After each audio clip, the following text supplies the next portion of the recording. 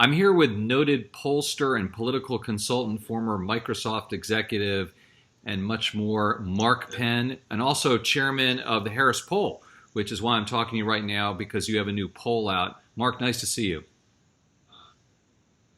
Thank you. I think that during this crisis at the Harris Poll, we're trying to kind of check in 3 times a week to see what the American public is thinking and how moods and attitudes are changing. Your latest poll says that 1 in 5 Americans want to go back to work once the government says it's all clear. But doesn't that mean 4 out of 5 Americans don't want to go back? Well, I actually think that people want to go back to work generally. I mean, I think that was kind of those are the people most eager to go to work. So 22%. Now, not everyone is employed. So if you kind of look at it, there's probably 60%. So a third of the workforce is saying, look, I want to get back to work as quickly as possible. Some people are not affected at all, in terms of the work, and some people are affected dramatically. About 80, somewhere between 70 and 80% are saying that their employer has taken some action, related to the virus at this point. But I don't see it as a public reluctant to go back to work. I see it as a public that's they're listening to instructions by and large. They're doing what they can. I think the poll is very clear. They have changed their fundamental activities in fundamental ways in cooperation with the government by and large. It seems like cruise ships and airlines may have a tougher time recovering, according to some of the work you've done. Yes, I think people were most reluctant to go back to cruises more than anything else, and to fly. I was actually somewhat surprised at how high the numbers were, whereas people are going to the grocery store today, going to places that would have cruises. People see airports and particularly planes as I was surprised that they really fear that. So the airlines are going to have their job cut out for them. I think the cruise industry has been through this time and time again. They know that they have their job cut out. But I was surprised at about 80% or so that really said they were reluctant to go back very quickly, to fly. Right. And you also found out that so many people are using technology at home, maybe not surprising there, but just a real explosion of use. Well, I think that again, there has been an explosive use of technology. As we're on here with the internet, I think America's infrastructure, particularly in the cities for this, was better than anyone expected. I know I'm also CEO of MDC and of the Stagwell Group, and we have around 9,000 people. And so we had to move pretty seamlessly. I know as a former Microsoft executive, I'm quite happy that the Teams program is working as well as it is. We're on Skype now, which is another Microsoft product. These things are all seeing 400, 600, 700% increases in usage right now. Some people are saying that young people are not being as compliant with the recommendations. What did you find? Yeah, we have found, consistently that young people were chomping, were on the one hand more afraid, right, in some instances than older people were, but also more defiant, in terms of the numbers. I think some of these differences are coming down. I think we saw them in some of the earlier waves. There were pretty stark differences between young people, but I think some of those are disappearing.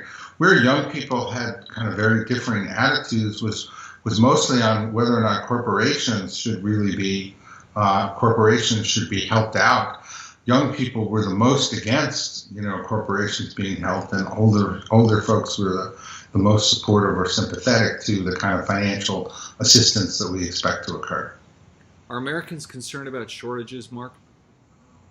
Yes, Americans are definitely concerned about shortages, and some of that concern, I think, will probably come down, in the next week or two, depending upon what develops. But 80 or 90% are concerned with shortages. Obviously, everyone knows that we've been through the toilet paper, scares and so forth. And we had, I think that was, I'm trying to remember the number one, that was like the second most scary thought about item in terms of shortages. But by and large, the majority is concerned that there'll be shortages. I don't think that, I do think actually that there will be fewer shortages than people think. Wait, if TP was number 2, what was number 1? I'm trying to remember exactly what was number 1, but TP was only, I'll have to pull that out for you, but TP was number 2. All right. So to speak, I guess you should say. So what about President Trump? How is his approval rating during all this? Well, Trump's getting approval of what he's doing in the 60s. Let me just say that on the one hand, people have become increasingly impatient with the overall government, and in the waves of polling, more saying, look, I want the government action now. It should be bigger. But that's different from the Trump approval, which started out mostly on the negative side, is running in the 60s now. I mean, people are very supportive, think that their governors and their locals are doing an even better job. But the truth of the matter is that the president was in a highly polarized situation in which only 10% of Democrats or less would ever approve of anything he did. And that's up to 40%. So the president is reaching across a partisan divide that he's been unable to breach in anything that he has done, through what he's doing now. And finally, Mark, the president has invited some controversy lately over getting people back to work, wanting people to get back to work. Some people would say too quickly. What is your take on that? I think, look, the public is looking for leadership. I did an op-ed the other day about a 60-day plan of getting back to work, that it's really about two things: the numbers of what happens to the virus itself, and that might have to be on a community-by-community basis, and the preparations that are made for people to be safe with masks and other things the way they've done in other countries. Public expects things to get back to normal in about 4 months. Right? And the public is going to, I think, look to government in this combination of healthcare people and economists. Look, I worked very closely with President Clinton, and the president has a range of advisors. And a healthcare advisor is always going to be 100%, I want to keep 100% of the people healthy.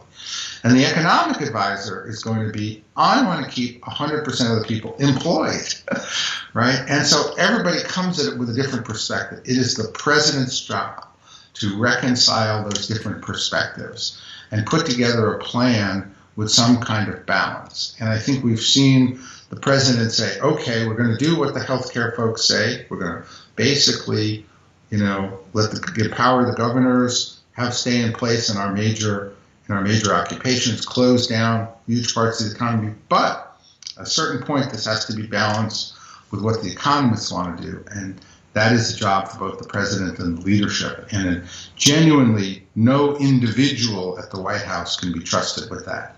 They all have perspectives that come from the discipline that they know. Yeah, I think the president was saying 2 weeks now, Mark. And so you feel like 60 days is kind of a responsible middle ground? Yeah, I think that look, things went down in stages. They're going to have to come up in stages. So a 60-day plan may mean that it's really 120 days before people are, if I look at the polling, wow, people are not going to be comfortable flying here for 3 or 4 months. But the airlines are going to have to come through with a convincing plan in order to say, hey, we can keep you safe on this airplane. They don't have that right now. But I think that you're going to look at work, the workplaces come back, more and more. Then the question of, will schools begin to go back? Then the question is, what will happen, maybe even before that, some leisure activities, and then what will happen with with restaurants, right?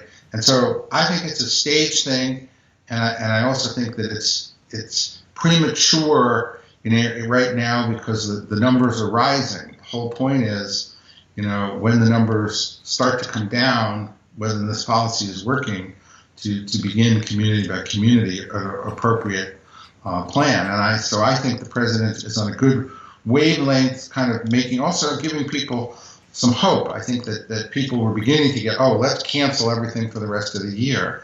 And they know that would be an economic Armageddon if that happened. And I think now things are kind of coming back.